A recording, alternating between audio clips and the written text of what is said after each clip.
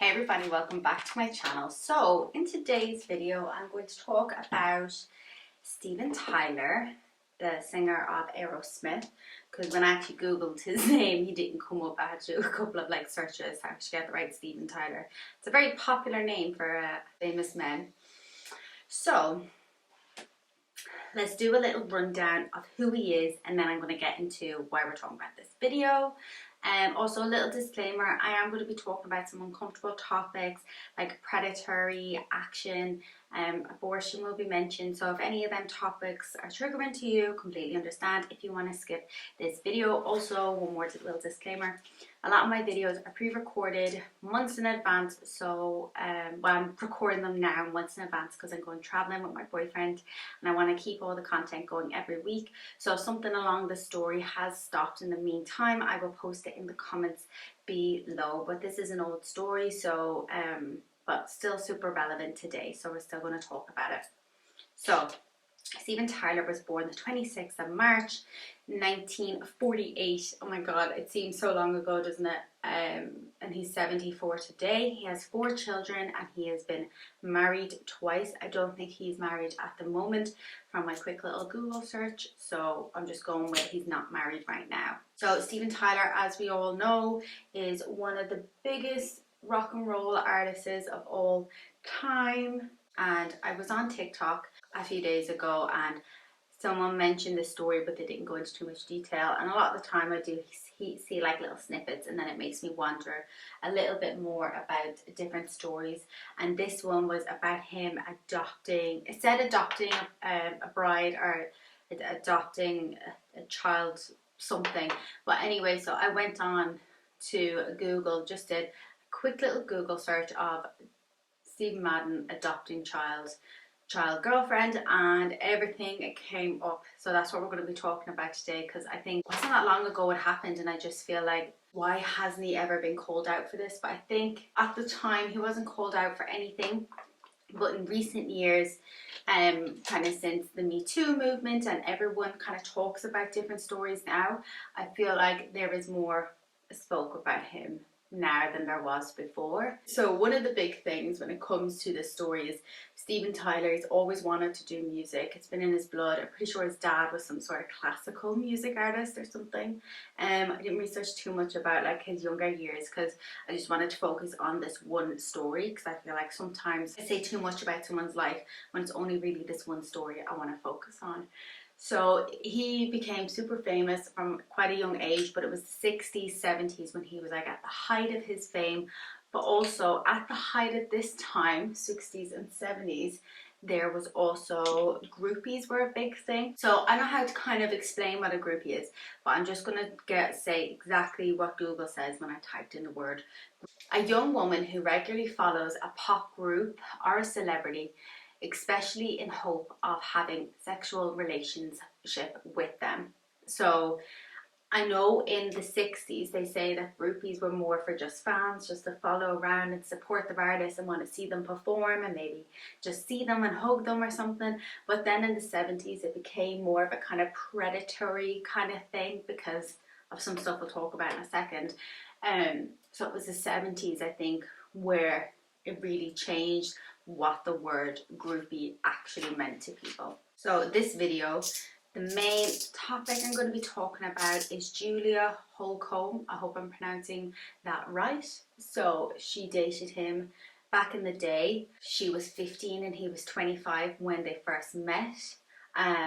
Although it's kind of hard because some articles were saying 16 and 25 or 16 and 26.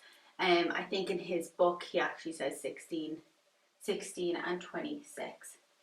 So I didn't read all his book, I just read like little snippets of it that I could find online, because honestly the bits and pieces that I kind of seen online about the book, I didn't really want to read it, if I'm being honest. So that's why I've just kind of dove deep into finding other information to do with the book so that I didn't have to read it.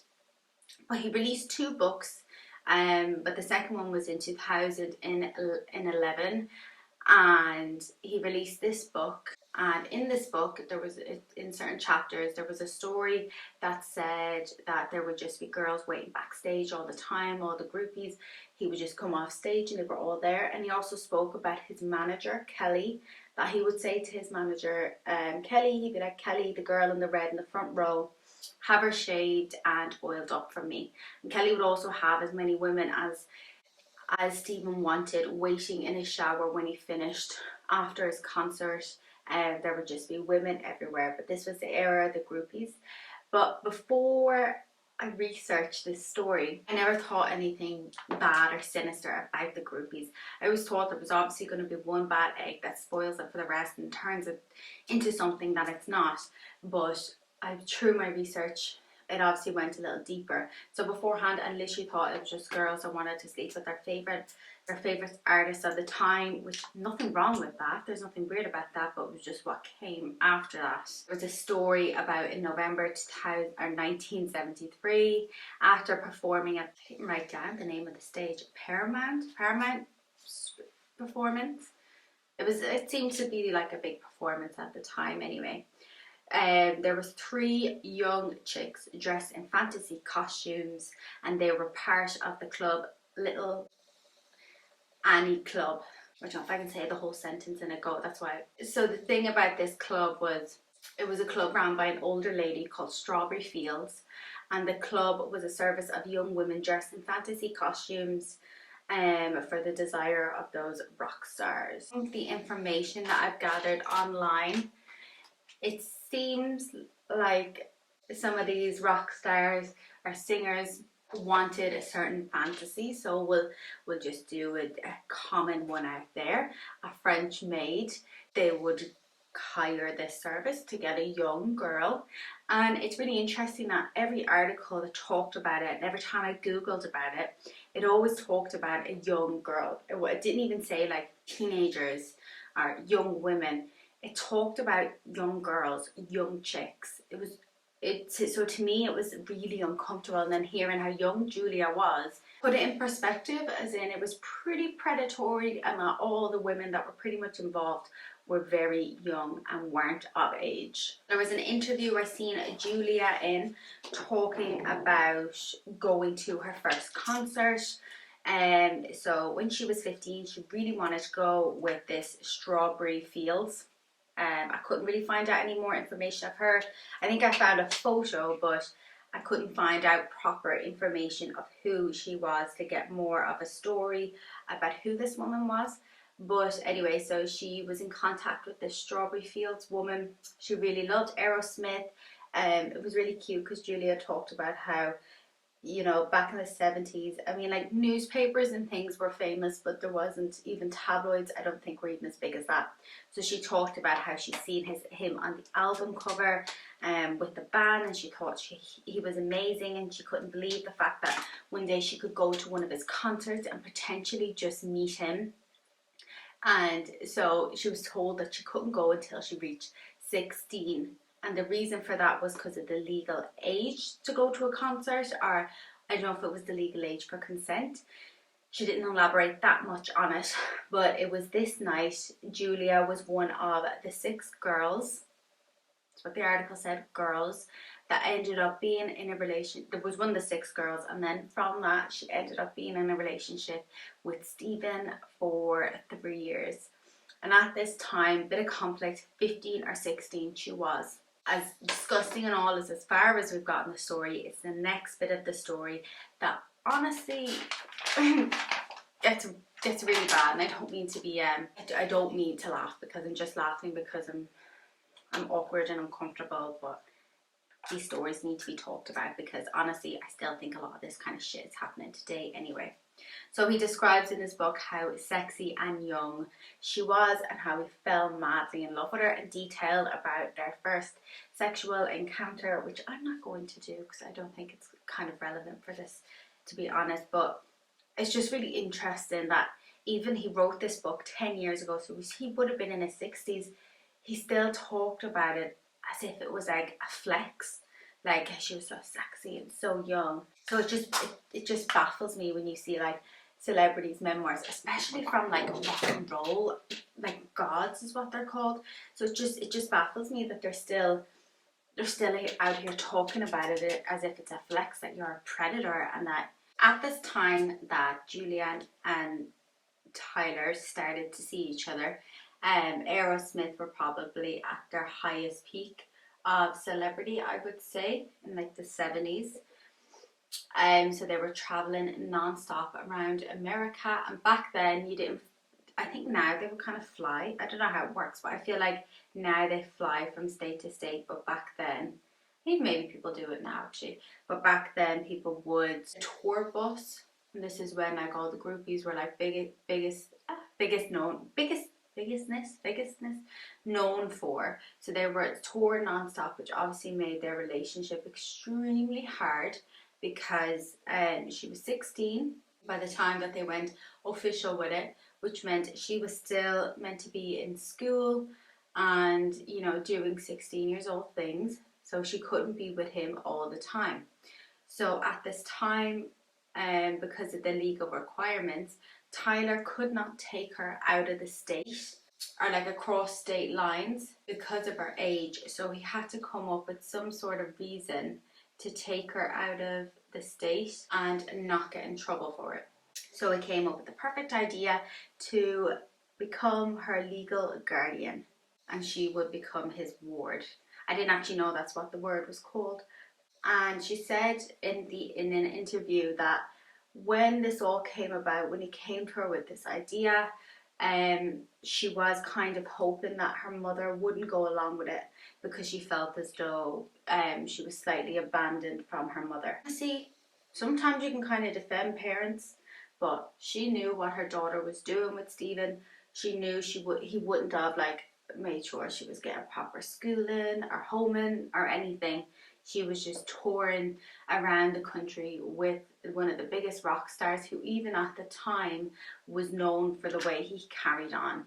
So I just feel like her parents, well, she just said her mom, but her mom should really be held responsible for a lot of this, because it wouldn't have happened if her mom had actually realised that, no, that's a really bad idea to send my 16 years old on tour with a 26-year-old rock star that is known for just partying and drugs and rock and rolling. So just how confusing in general would that be for a child, for a 16 years old child, to all of a sudden just be travelling around the country with a rock star? To me, it's just baffling that it even got that far, and it's so infuriating even just watching her like talk about it. Can we just talk about how obviously disgusting this is, that he was meant to be a parental figure to her, and obviously they were in a relationship, so they were having sexual relations, dating, but he was the power in the relationship because he was technically her guardian. Julia has said as well, it's only recently she's actually opened up about this story and who she is, because in his first book he never mentioned Julia's name, and in his second book he mentioned her name. And she's happily married. She has 6 sons, a daughter. She's lived a happy life.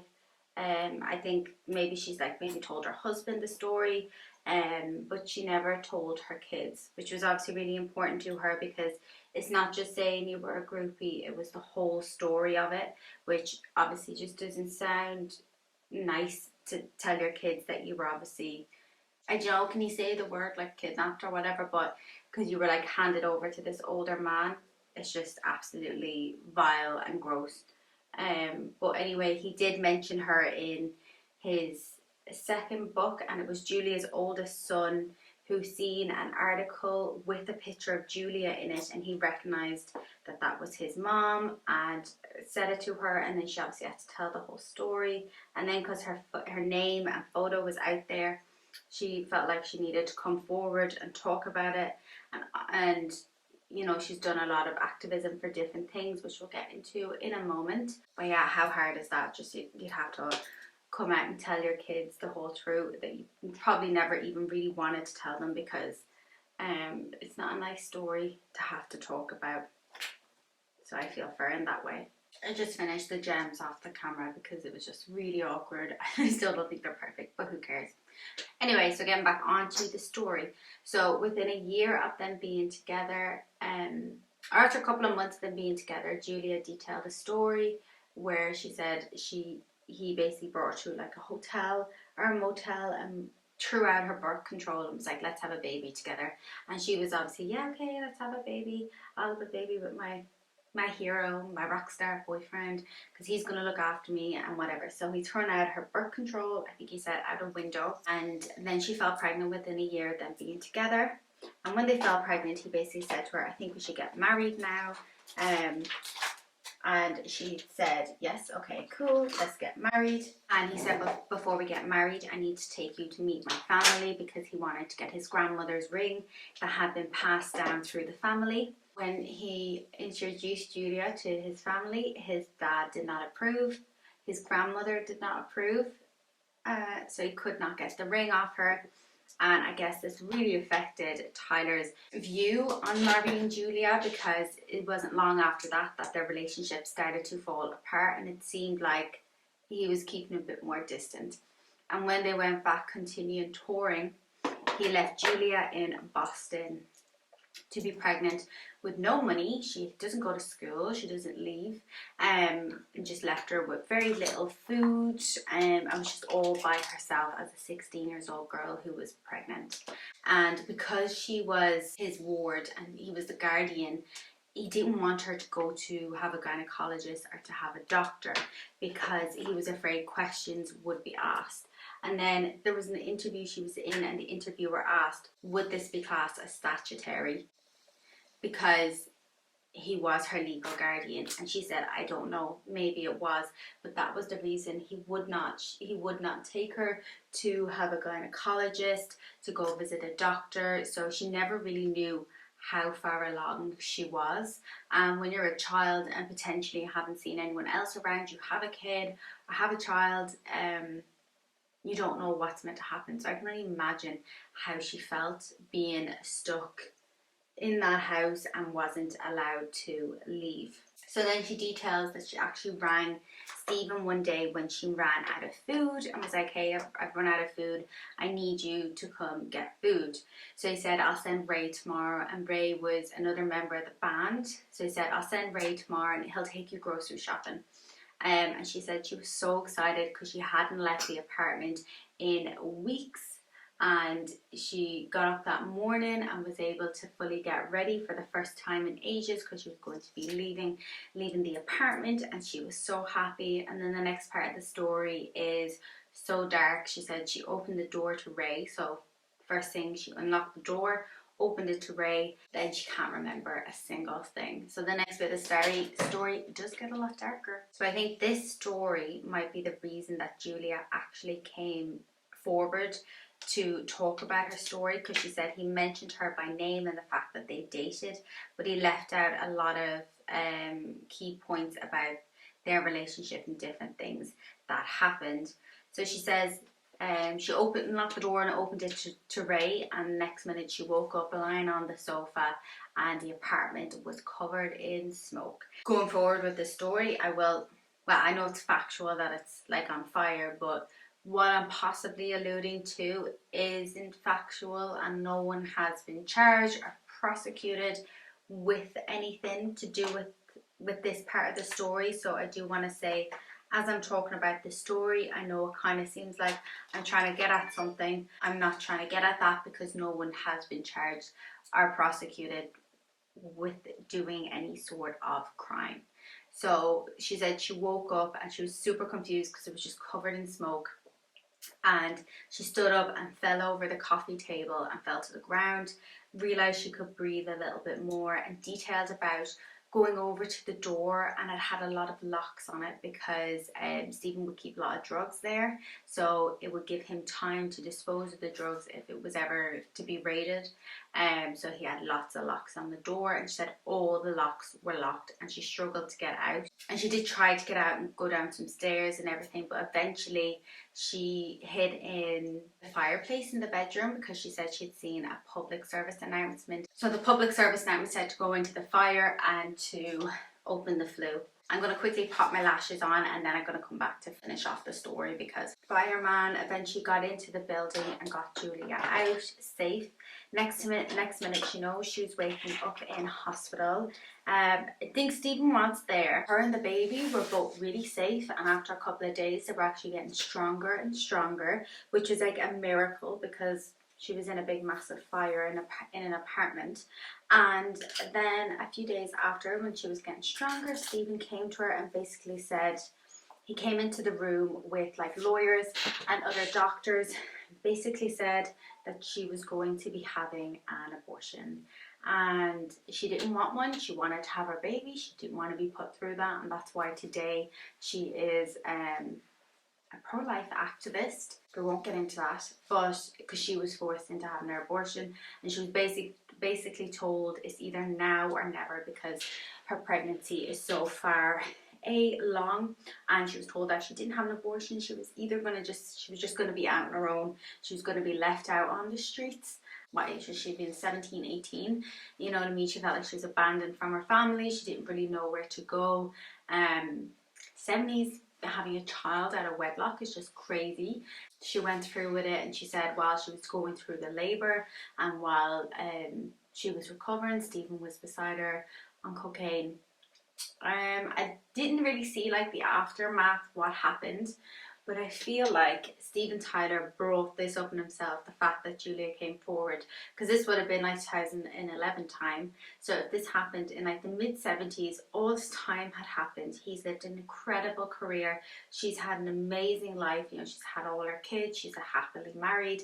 She wasn't going to say anything to anyone about this whole story. And if he didn't bring it up in his book to act like the big dog, she probably would have never come out saying it, because it's obviously not a conversation that she probably doesn't want to have with her kids. It's not a conversation she wants to talk about, I'd say, very regularly. But I reckon it was just him coming out, naming her, it completely ticked her off, and she had to come forward because he left out so many details. So that kind of brings us to the end of our story. I thank you so much for watching. Don't forget to like, comment and subscribe. Let me know what you think in the comments below, or if you think there's a part of the story that I left out that I should have put in. Comment it below so someone else can see it and learn a little bit more about the situation. And yeah, hope you like my makeup, and I'll see you in my next video.